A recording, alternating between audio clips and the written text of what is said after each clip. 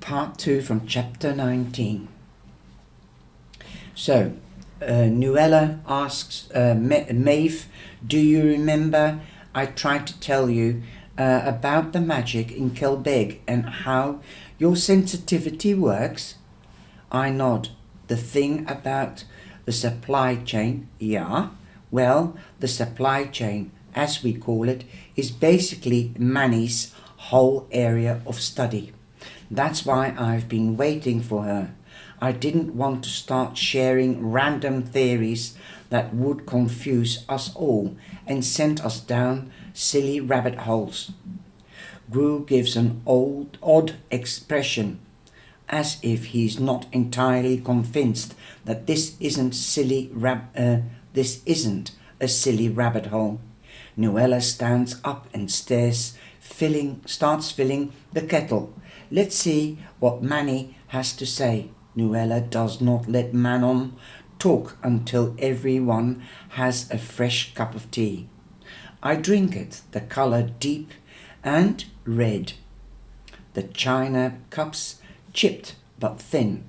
At this point, I have no idea what I'm more curious about, who Manon's father is, or what on earth a well is in this context. Once we are all drinking, Manon starts to speak. I don't expect any of you to understand immediately she begins, but I will try. Her voice naturally goes up at the end in a way that seems to imply she was asking a question. It's hard to know whether she is expecting an answer.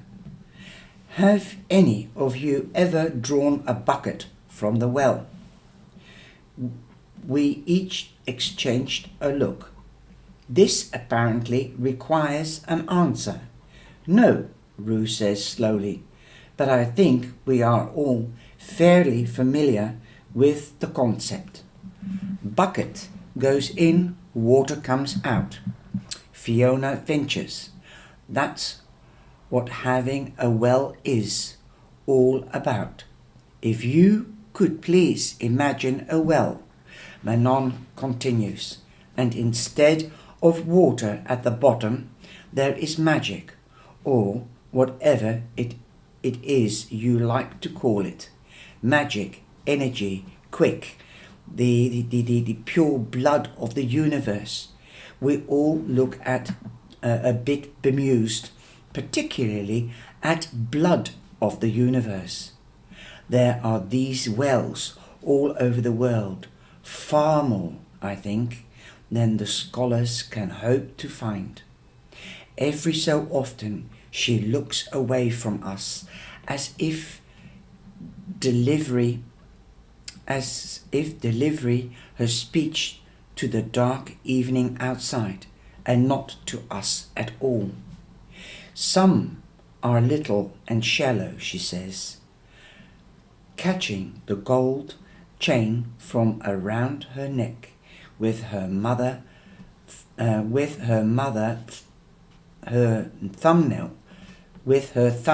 and running it back and forth. And some are deep, big and deep. This is twigging my memory. All that stuff about the magic in Kilbeg going into me and then out into the world. I say slowly, that's called a well. Kilbeg is a well.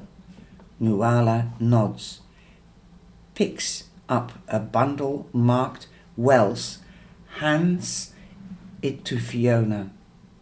Lots of small wells in South America, at least a couple in the Philippines. Fiona Nuella suddenly volunteer as if she's sharing a fact from Snaple Lid.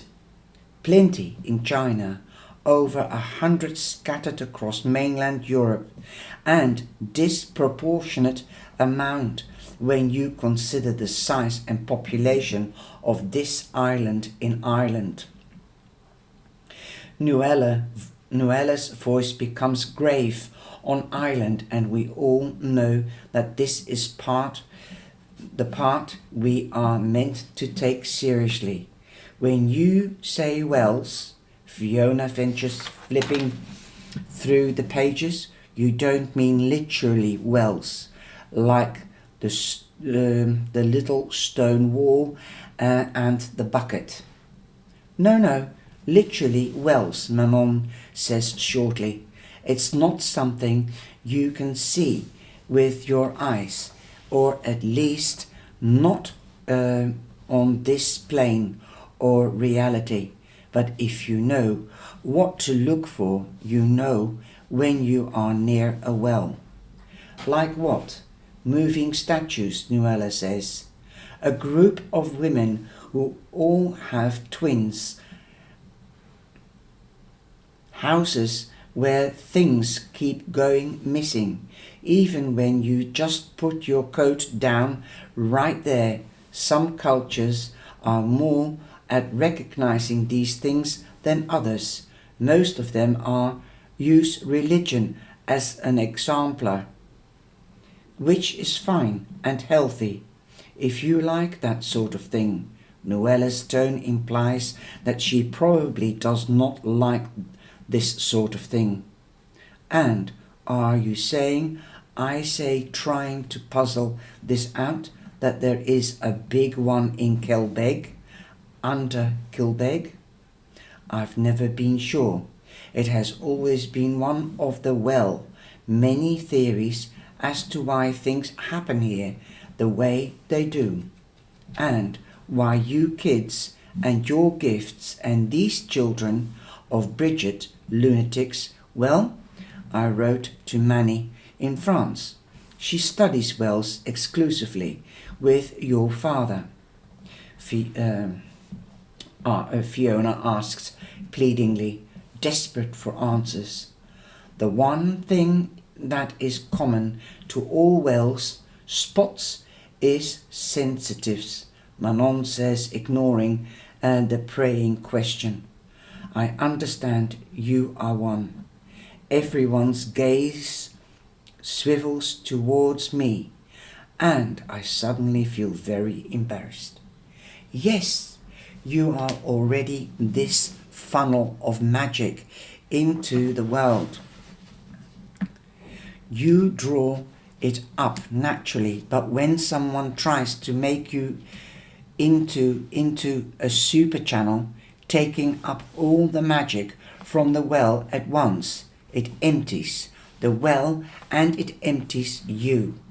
And because the rest of you are now connected to the well, you are in danger too, Noella says, smiling weakly, which is why I imagine Lily was being followed.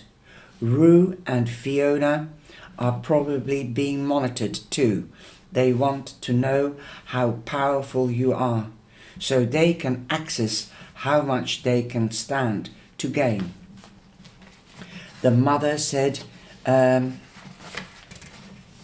is a very long chapter. My mother said you summoned a revenge spirit, says Manon. A revenge spirit? Yes. And then you banished her again. The housekeeper, yes, I say.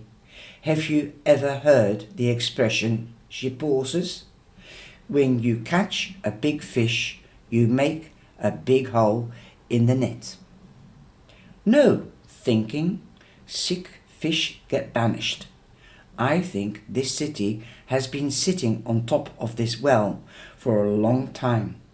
I think maybe nobody notices. But when your revenge spirit was summoned and when you beat her, it made her mouth of the well bigger. Do you understand? Like a sinkhole that keeps spreading outward. Wells, Fiona says, with disbelief. Sinkholes. It's a metaphor, Nuella responds, trying to be soothing. Actually, it's two. Rue says, sounding a little unimpressed. A sinkhole metaphor and a well metaphor. Manon seems a little affronted. and continues her explanation sharply. Magic likes to be used. So, let me see. A little bit every time by the people it has chosen. The more you use magic, the more magic there is. The more greedy people become to own it. Nuella reaches over to the heavy teapot and tops up all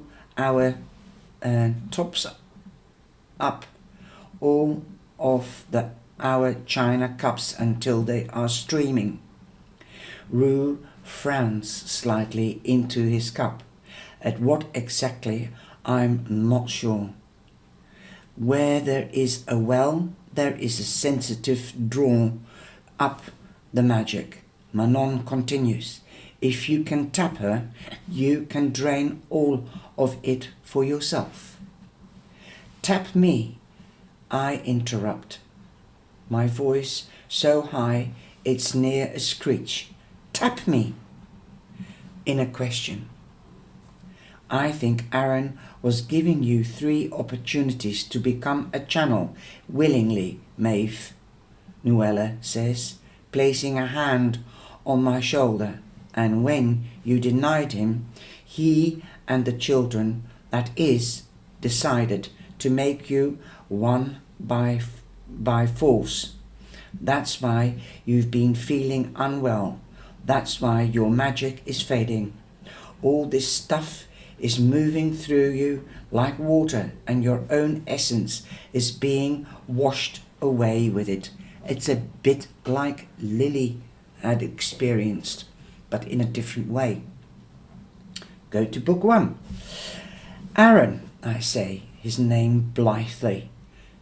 Stupefied by all this new information, it feels like the bones of my skull are stretching to make room for it. Then I remember what Heather said to me that day in her back garden. You should be afraid of him. Pay attention to your body, to how you feel. Nuella nods. It makes sense. They would always use someone who has a personal connection to you, someone who knows how you work. He's been in my dreams lately too, I say awkwardly, and everyone looks over at me. Not like interesting dreams, it's always me with him on like errands. Nuella frowns. It could be that he has left a kind of fingerprint on your consciousness. If he's the one draining you, what? I don't understand, Fiona interrupts, her brow furrowed. It is why bother with all the homophobic Puritan bullshit if all they really want is to drain the magic away from Kilbeg. And now I'm going to just finish off this page, and then I'm going to go to part 3. Manon and Nuella exchange a look, something between deep knowledge and deep concern, and for the first time I understand how they are mother and daughter. It is perhaps a lot of information for one night. Manon suddenly says limply, it is extremely complicated area of study. Give us the short version, Rue says, with an uncharacteristic rudeness. Okay, she sighs. She drops the gold chain from her fingers, where it falls beneath her clothing.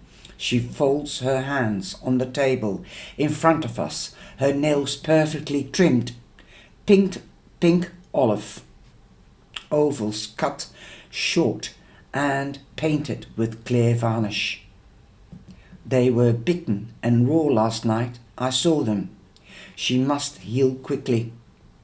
So everybody in this room has some degree of magic. Yes. Manon looks each of us in the eye as if waiting for someone to opt out. Whether they inherited it or earned it, or bought it. At this, Nuella gives a small, nearly imperceptible flinch. Manon looks almost guiltily as at her hands. Fiona and I quickly glance at each other and simply mouth what? Well, we all of us have this power, but in a sense everyone else does it too.